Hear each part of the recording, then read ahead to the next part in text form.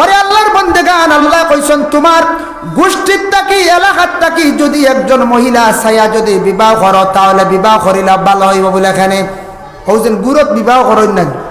আগে আসলাম মাত গুরত গোষ্ঠী একটা লন্ডি মহিলা বিবাহ করো, ই লন্ডি দি মোরা দেয়া থাকছে গিয়া প্রতিবেশী কিছু মানুষ আছেন তোমার গোষ্ঠী গাড়ার বা প্রতিবেশী, এই মহিলার চাল চলন তুমি তোমার চৌকে দেখবাই, এই মহিলা কিভাবে চলেন, এই মহিলার মাত কথা কিভাবে তুমি সব সময় দেখতে পাইতরাই। ওলা একটা মহিলা দেখিয়া তুমি বিবাহ করো, দূর দেশে মহিলা দেখছো, এই মহিলা কোনোদিন দেখছো না, শুধু একদিন গিয়াও দেখিয়া লই আইছো, মহিলার সব কিছু হওয়া সম্ভব নয়। এর লাগে প্রতিবেশী জানিয়া আশপাশে কোনো মহিলা যদি তুমি দেখো এই মহিলারে বিবাহ করো, তোমার ভালো হইব, ফায়দা হইব। এর লাগে খেলাশন কন্যানি বলে মামুর ঘরের বইনটা আমি আনিলাই, কারণ বইনটা দেখছি বড় বালা চলাফিরা, আমি নিজে দেখছি। ফুফুর ঘরের বইনটা বিবাহ করিলাই, চলাফিরা বালা দেখছি। আমার গ্রামের অমুক চাচার ঘরের বইনটা চলাফিরা দেখছি, বড় বালা বিবাহ করিলাই।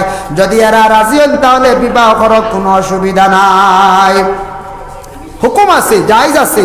আমরা কই না না কিয়র বাইদর কিয়র বিয়ার বলা হই নানি, বাইদার বিবাহ করতে পারবা, কোনো অসুবিধা নাই। কিন্তু বাইরা খেসি করুন মানছে একটু মজার লাগি, কুটুমালা বাড়িত, রিশতাদার বাড়িত, সম্পর্ক বাড়িত, দোয়ার লাগা বাড়িত, এর লাগিয়া বাইরা বিবাহ করেন। কিন্তু প্রতিবেশী বিবাহ করতে আপনি পারবা, কোনো অসুবিধা নাই।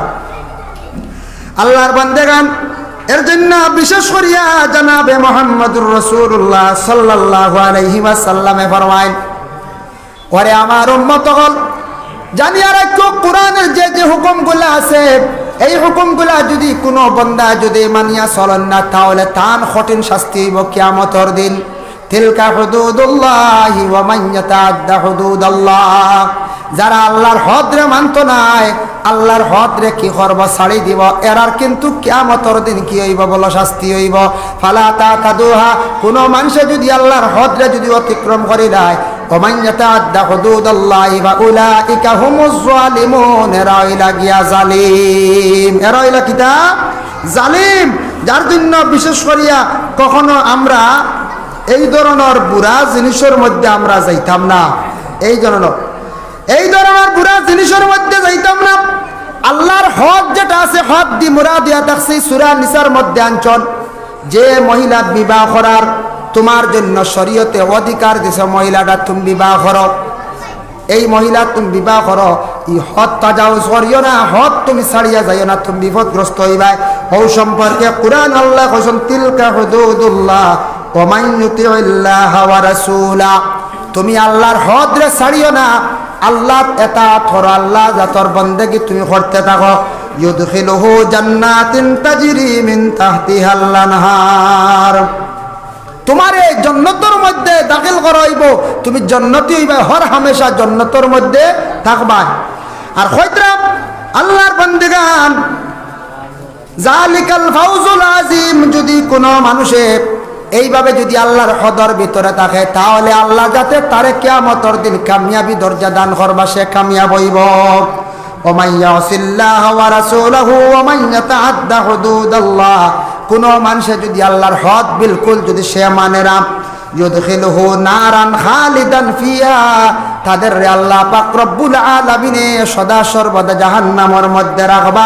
ওয়ালাহুম আযাবুম মুহিন, তাদের জন্য আল্লাহ কঠিন দর্দনাক আযাব আল্লাহ তৈয়ার করিয়া রাখছেন।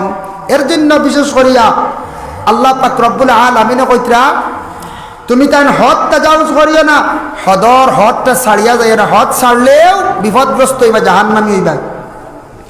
আবার সূরা নিসার মধ্যে আল্লাহ পাক রব্বুল আলামিন ঘোষণা করেন, ওয়াল্লাতি ইয়াতিনাল ফাহিশাতা মিন নিসাইকুম, যদি কোনো মহিলারে যদি ফাহশা খামের মধ্যে খেও যদি দেখো, কোনো মহিলা যদি এই ধরনের ফাহশা বুড়া খামের মধ্যে যদি ফাও, ফাইলে কিন্তু এক মহিলার লাগি 4 জন মহিলা কিন্তু সাক্ষী লাগে দেখনেওয়ালা, আর পুরুষ 3 জন হইব, তবে মহিলা হল 4 জন লাগে, আর পুরুষে যদি দেখো 3 জন লাগে। নতুবা আপনার 6টা চোখ 8টা চোখে যত সময় পর্যন্ত দেখছো না, অত সময় পর্যন্ত তুমি তার মানুষের উপর তহমত তুলিও না। ফাস্তাশহিদু আলাইহিন্না আরবাতুম মিনকুম, তোমাদের জন্য সাক্ষী হইল গিয়া শরীয়তের বিধান অনুযায়ী 4 জন। আসলে আমরা মাতে গান শুনলাম, শুনিয়া এখান আমরা আউরি গালি মাতি চৌকে বিলকুল দেখছি না, ইলা কোনো সময় নারী কোরআনের হুকুম হইল 4 জন দেখনেওয়ালা হওয়ার পরে, সাক্ষী প্রমাণে নির্ধারিত হওয়ার পরে এরারে আপনি কি করতে পারবা, দোষী বানাইতে পারবা। এরার যদি তখন মাতু মাতুন গুনাগার হইতারা, নতুবা না দেখিয়া আউরি শুনিয়া ওজন না করিয়া তমিজ না করিয়া মাতা গুনাহ কবিরা, খালি গুনাহ কবিরা করবা আপনি।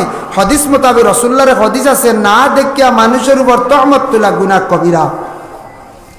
আল্লাহর বান্দাগান, যার জন্য বিশেষ করিয়া আমার সূরা নিসার মধ্যে আল্লাহর যাতে ঘোষণা করেন, ইয়া আইয়ুহাল্লাযীনা আমানু লা ইয়াহিল্লু লাকুম আন তারিসুন নিসা কারহা। কিছু আমরা দেশ জোরজবস্তির বিবাহ আইন না কোনটায়। দেখো কালে আরবের মধ্যে আসলো, কোন মহিলার স্বামী মারা যাওয়ার পরে 2 বছর 3 বছর স্বামী মরি গেছেন, ইলা মরইন না কোনো স্বামী হল কিবা। তো স্বামী মারা যাওয়ার পরে কিছু সংখ্যক মানুষে বড় নিন্দা করেন, খন এই মহিলার স্বামী মরি গেছেন, মহিলা স্বামীরে খাইলাইছেন, বড় বাদ মহিলাটা হইন না। যারা ইলা হইবা আল্লাহর ওয়াস্তে মাফ সাক্কা তওবা করবা। কোন স্বামীর ইলা স্ত্রী মারা গেলে হইতা না বলে বেটা তার বেটি খাইলাইছে, ওলা মানছে হইলাই অলক্ষী দালিত দর কথা হইন না কোনো সময়। এটা আল্লাহর ওয়াস্তে কইবা না, তওবা করবা। আল্লাহর হুকুম হইছে তার স্বামীরে আল্লাহ জমিন থেকে উঠাই লাইছন, আল্লাহর হুকুম হইছে সেই মহিলারে আল্লাহ জমিন থেকে উঠাই লাইছন।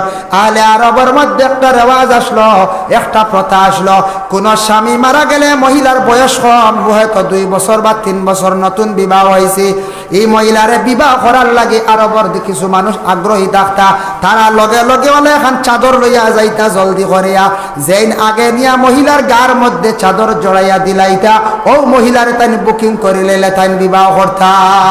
বুঝাইছেন নিমা? আমরা এখন বারমুনি বলে ও বাড়ি অমুক মারা গেছে না, অমুকের স্ত্রীর আমি বিবাহ করতাম, দামি চাদর এখন লিয়ে গেলাম অন্য এখন মানছে বাড়িয়ে চড়াই লিবে না খঞ্চা।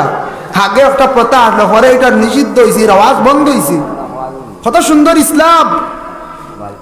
আগে এইরকম আসলো, জাহিলিয়াতের যুগে আসলো, জাহিলিয়াতের যুগের পরবর্তীতে এই প্রথা আসলো, আহলে আরবের আওয়াজ আসলো, কিন্তু বন্ধ হয়েছে। এখন মহিলা হল স্বামী মারা ঘর মহিলার খেয়ে বিবাহ করতে পারবেন জি না, ইদ্যত পুরা করা লাগবে।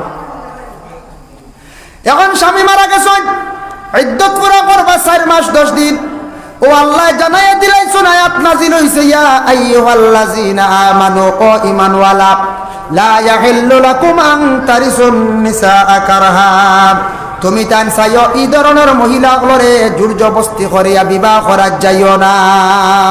যেটা মহিলাগুলোর স্বামী মারা যান, যত সময় পর্যন্ত ইদ্যত পুরো হইছে না, মহিলার পারমিশন পাইছো না, ইজাজত পাইছো না, এই মহিলারে তুমি তান বিবাহ করিও না। আরো কিছু